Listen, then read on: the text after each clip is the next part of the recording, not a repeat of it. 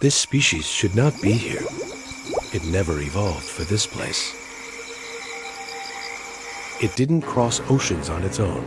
It was carried, released, and multiplied. Across the planet, the same mistake repeats. This is the invasion we accidentally unleashed. Welcome to Fun Facts. This isn't a list of species. This is a story about movement, imbalance, and consequences. In the next minutes, you'll see how animals and plants cross borders, how ecosystems lose their balance, and why some changes can't be undone. Stay with us, because once you see the pattern, you'll never look at nature the same way again.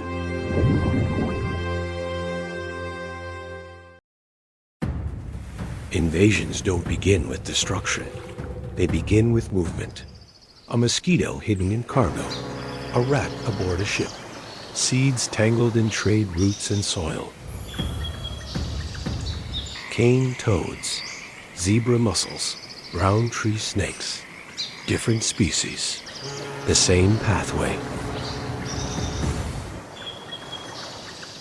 The Asian tiger mosquito spreads because it doesn't wait for permission. It breeds fast, survives broadly, moves invisibly. Unlike many insects, its eggs don't need standing water to survive. They can dry out completely, then hatch weeks later when rain returns. That single adaptation changes everything. It means the mosquito can travel across oceans. Inside tires, containers, plants, even damp fabric. Alive, unnoticed, and ready. It tolerates cold better than most tropical mosquitoes. It feeds during the day, when people are active. And it thrives in cities, where concrete replaces predators, and human movement replaces migration. This isn't resilience. It's compatibility with us. So do plants. Mile-a-minute weed spreads not by force, but by speed. Climbing, smothering, riding human pathways into new ground. Its vines can grow more than 10 centimeters a day, using other plants as scaffolding instead of investing energy and strength. Each plant produces thousands of seeds, designed to float on water, stick to animals, and cling to tires, boots, and machinery. For established infestations, nature offers a narrow countermeasure. A host-specific weevil feeds only on this plant, slowing its growth and reducing seed production. Not eradication, pressure. Enough to slow the invasion, without harming the system around it. Invasions don't announce themselves. They arrive quietly, into systems that never learned how to stop them. Native species evolved alongside their competitors and predators. They adapted to limits. Invaders arrive without those limits. Once introduced, the rules change. Growth accelerates. Resistance lags behind. And balance, built over thousands of years, is suddenly asked to respond in decades. That's how invasions begin. Not with destruction, but with arrival.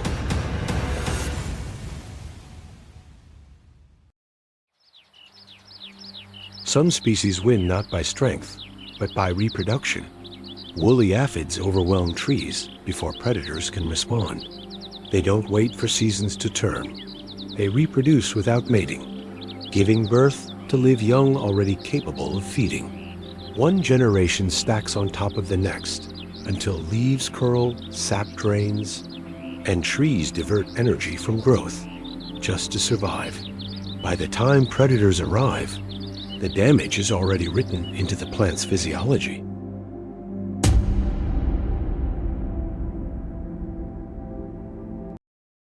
Mosquito fish use the same advantage underwater. They mature in weeks. They breed continuously. And they don't just eat insects. They consume the future, one egg at a time. Native fish may survive the invasion, but their offspring don't. And when reproduction fails, populations collapse silently, without a single dramatic moment. From aphids to invasive crayfish, from fast-spawning fish to cloning plants, reproduction outpaces response. Again and again. Plants use the same strategy. Giant Salvinia doesn't fight for space. It multiplies into it. Each fragment becomes a new plant. Each doubling steals light from below. Within days, water turns dark. Oxygen drops. Fish suffocate. Invertebrates vanish. What looks like a surface problem becomes a system-wide failure beneath it. This isn't competition. It's acceleration. Ecosystems evolve for balance, not speed. And when speed enters the system, balance never catches up. Speed always wins.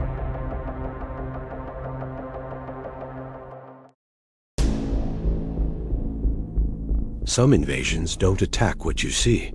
They remove what holds everything together. In the Great Lakes, the threat isn't large or visible. It's microscopic. A parasite targets freshwater mussels, organisms that quietly perform one of the most important jobs in the ecosystem. Each mussel filters liters of water every day, removing algae, bacteria, and suspended particles. Together, they act as living infrastructure. When they disappear, the system loses its filter. Water clouds. Light penetration drops. Algae blooms spread. Fish struggle to feed. Spawning grounds degrade. Food webs thin from the bottom up. Nothing collapses all at once. Function just fades. The same collapse appears wherever keystone species fall. Reefs stripped by crown-of-thorns starfish. Rivers altered by invasive crayfish. Forests hollowed from below. Wetlands suffer the same fate.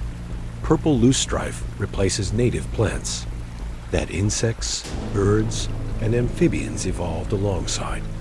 It grows dense and uniform, offering nectar few species can use, and structure few can nest in. Diversity is replaced with volume. Then come the walls.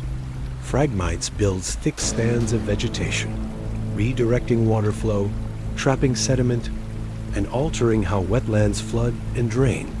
Channels close. Seasonal rhythms shift. Habitats shrink or disappear entirely.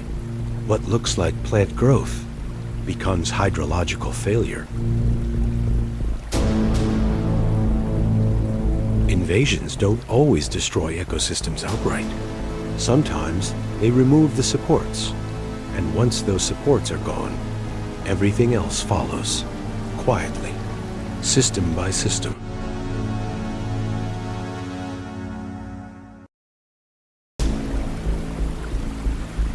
At first, this looks manageable. Trap the animals, cull the populations, cut back the plants. For a moment, it feels like enough. But ecosystems don't reset. They remember disturbance. Japanese knotweed spreads underground faster than it can be removed. Its roots fracture concrete, destabilize riverbanks, and regrow from fragments smaller than a fingernail. Cut it back, and it returns denser than before. Each attempt feeds the system. It was meant to control.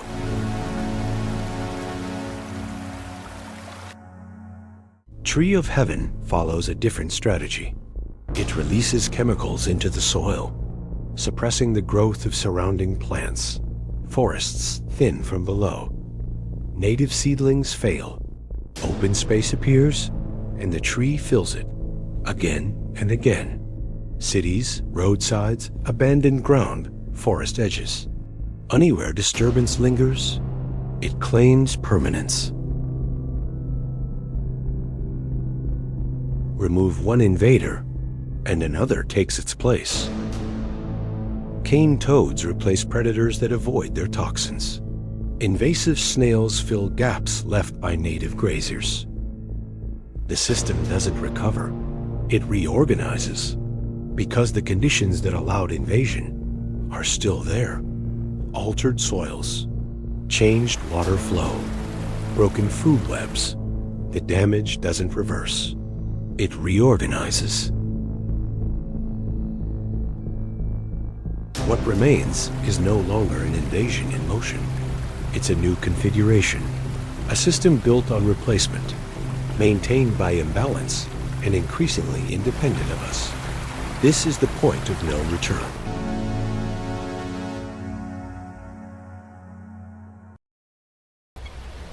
Some invasions don't arrive on their own. They arrive with us.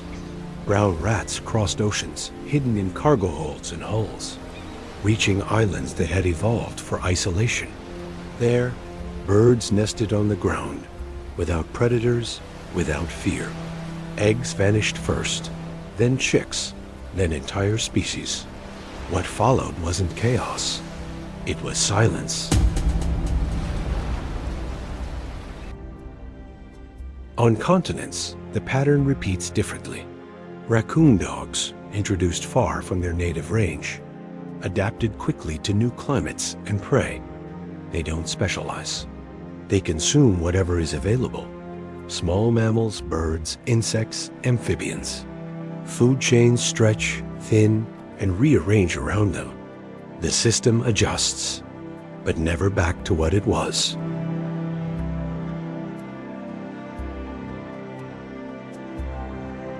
Similar expansions follow warming climates everywhere. Insects moving uphill, plants shifting north, pathogens crossing thresholds that once held. And now, even the past is no longer contained. For thousands of years, permafrost sealed ancient organisms in ice. Parasites, bacteria, dormant life forms locked away by cold. As the Arctic warms, that seal breaks. Soil thaws. Water moves. Dormant organisms awaken. They emerge into ecosystems that never co-evolved with them, meeting hosts with no defenses, and immune systems with no memory.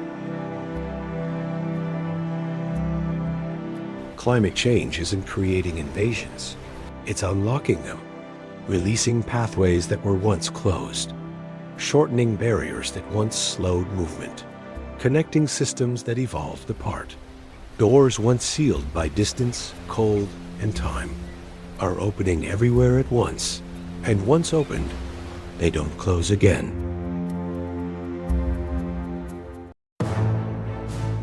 At this point, stopping the invasion is no longer the goal.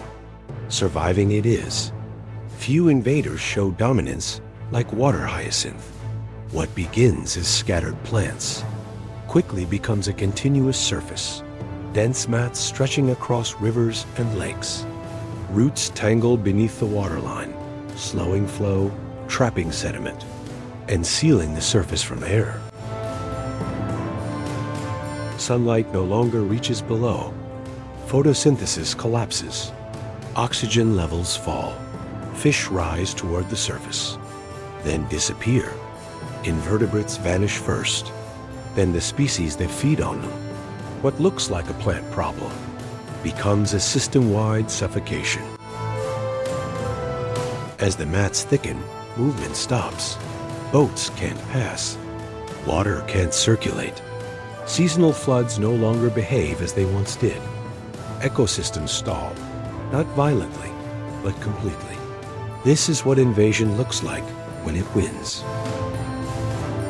Giant salvinia, knotweed, phragmites, different plants, the same ending. Plants don't need to hunt, they don't need to chase prey, or outcompete in moments. They dominate by occupying space and holding it. When plants take over landscapes, resistance doesn't collapse suddenly. It fades, quietly, gradually, irreversibly. And ecosystems bend, not back, but forward, into a new state, shaped not by balance, but by permanence.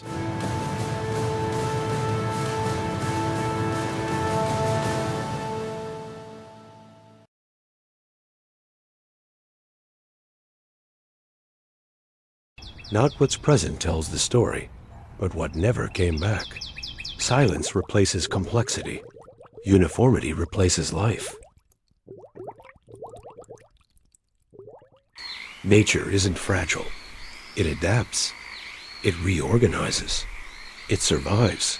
Even our mistakes. The invaders didn't plan this. They followed opportunity.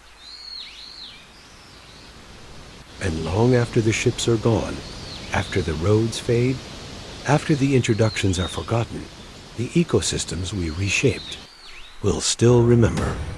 We were here.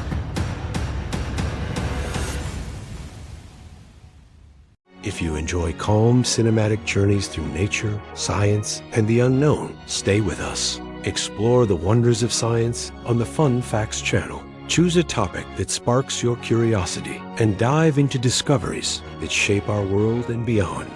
With a new story every week, there's always something extraordinary waiting. Subscribe and never miss the next journey.